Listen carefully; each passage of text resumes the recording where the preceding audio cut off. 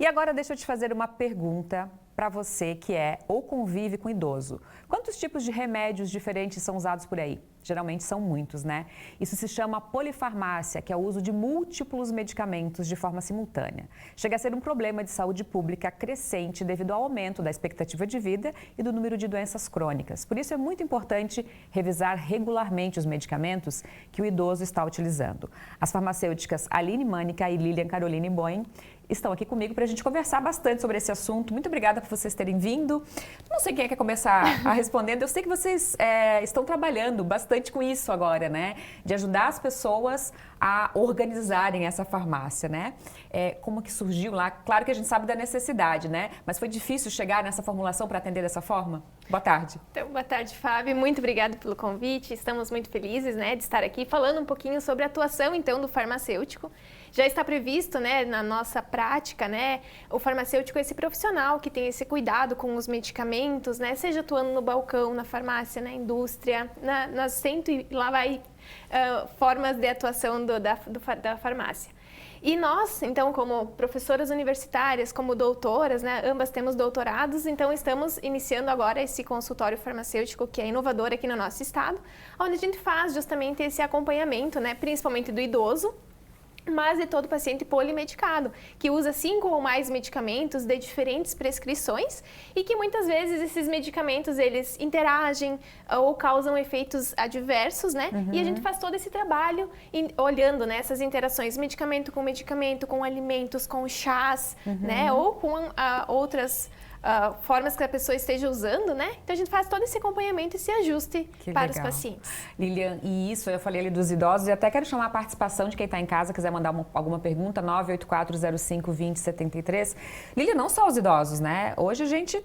Quase todo mundo, né, consome muitos remédios, né, e aí mistura com vitamina e tem alguns suplementos, né, geralmente a gente tem uma farmacinha poli, que você chama polifarmácia em casa.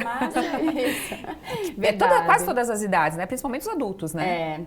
Polifarmácia ou polimedicação, né, são sinônimos e realmente, hoje a gente vive uma população bem polimedicada, né, não é só os idosos.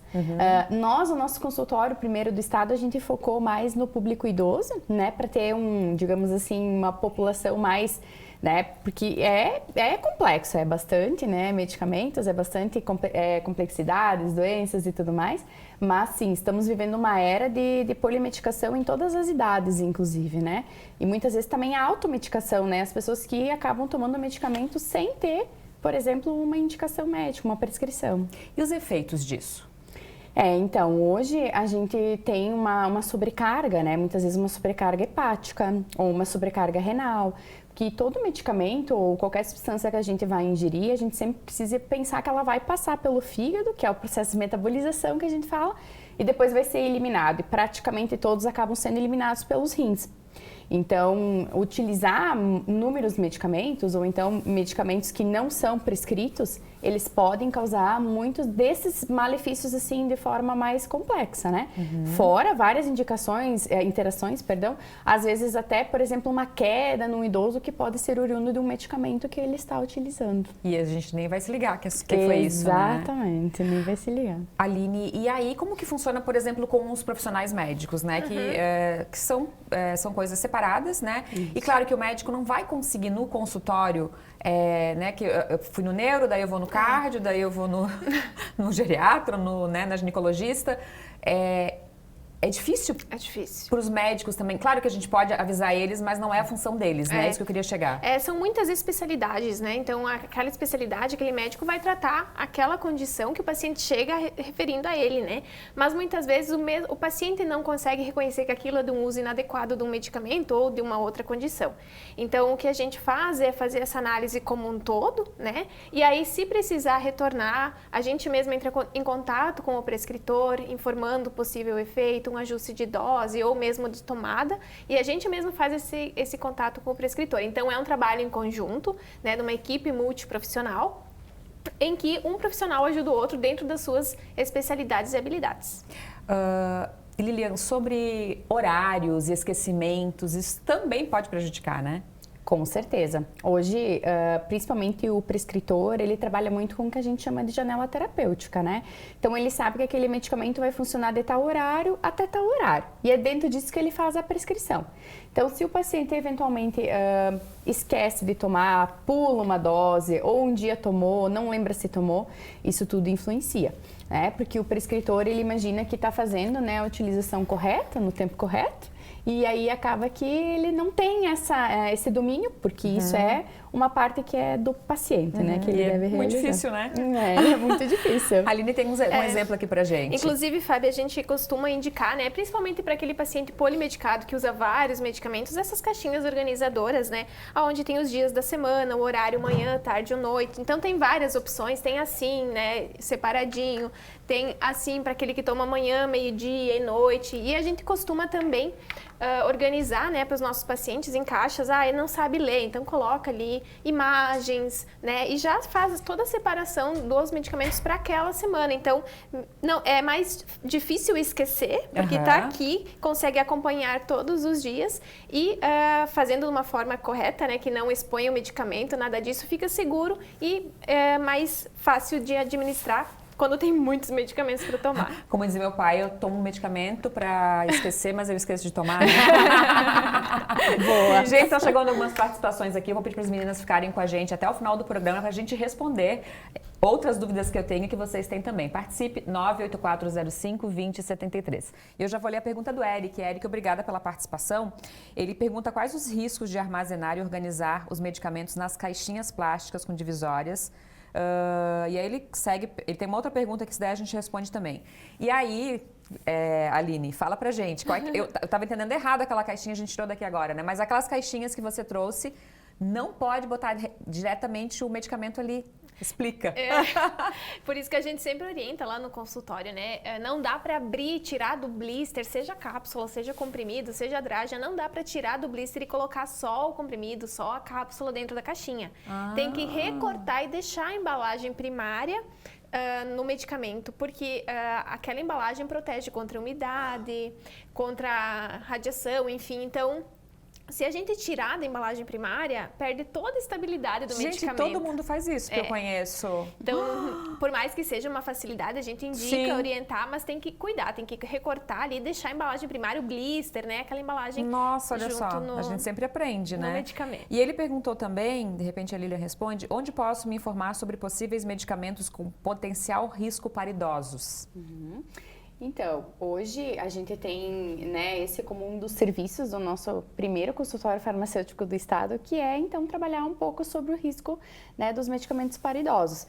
Então, tanto nós, né, farmacêuticas, quanto também o próprio médico, né, muitas vezes o geriatra, que é um médico especialista para trabalhar com idosos, eles também podem trabalhar isso. Hoje a gente já tem, né, preconizado até algumas listas que auxiliam na hora da prescrição desses medicamentos potencialmente inapropriados para idosos. Tem algum grupo de medicamentos assim que não podem se encontrar, pelo menos assim, ou cuidar muito, por exemplo, agora, não é porque a nossa função aqui é informar, mas para quem tem em casa e usa, eu uso remédio para o coração e sei lá, outro para não sei o quê, que nunca deveriam estar juntos, assim, ou que recomendação geral mais a gente podia ajudar a nossa audiência?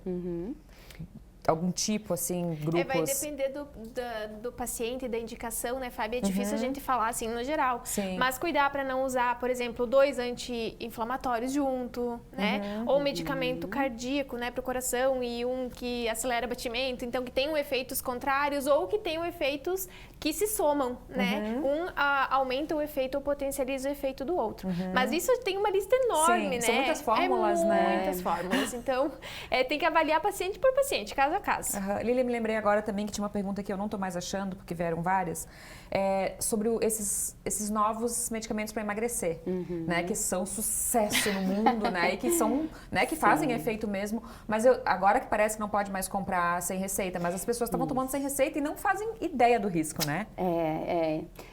Esses medicamentos que agem no GLP-1, né? Que são esses mais novos, Wegovy, Saxenda e etc., eles realmente vieram com uma forma muito promissora para o mercado, né? Então, sim, eles estavam sendo vendidos sem receituário médico, né? Eles são de aplicação e agora, a partir do dia 23 desse mês, será obrigatório, então, né, a apresentação de um receituário branco de 2 vias, que a gente chama, para comercialização. Esses medicamentos, eles têm inúmeros efeitos no nosso organismo, né? Então, eles podem e devem ser utilizados, Sim, né? Com acompanhamento, né? Mas eles podem retardar, né, a liberação, por exemplo, do conteúdo gástrico. Eles podem interferir, por exemplo, também na cicatrização. Então, para algumas cirurgias tem que ter cuidado, não aplicar muito perto da cirurgia, tem um tempo determinado, né? E aí não faz, né? Se o médico perguntar, você... Isso. Eu já ouvi gente dizer que avisou o médico em cima da hora, teve que cancelar toda a cirurgia porque estava usando o tal medicamento ali. É, isso aí. Olha só, quero agradecer aqui a participação da Marisete. A Marisete disse que cuida da mãe dela com 86 anos e que tem vários problemas de saúde, ela citou tudo aqui, e que com a ajuda de um profissional, ela fez uma tabelinha. E depois eu vou mostrar para as meninas aqui, mas é uma tabelinha bem bonitinha, assim, manhã, tarde, noite, com os nomes direitinho, Legal. né? Muito legal essa ajuda, né? Sim. Porque às vezes, como está acontecendo lá com a minha avó, são idosos cuidando de idosos. Isso. Né? Porque a gente, graças a Deus, está vivendo mais, né? É. Meninas, a gente está encerrando. Como que faz para encontrar vocês? Então, Instagram? nós temos o nosso Instagram, que é o Dose Dupla Consultório Farmacêutico, né?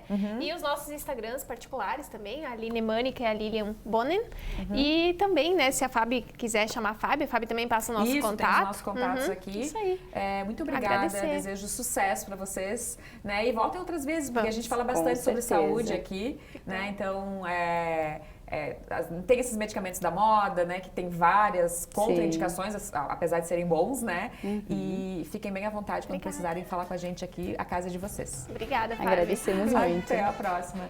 Gente, Ver Mais de hoje fica por aqui. Amanhã, 1h20. Depois do Balanço Geral, tem mais. Para rever o nosso conteúdo, vai lá, acessa ndplay.com.br. Quer rever a entrevista? Vai lá, ndplay.com.br. NDTV, mais catarinense impossível. Beijo no coração, até amanhã.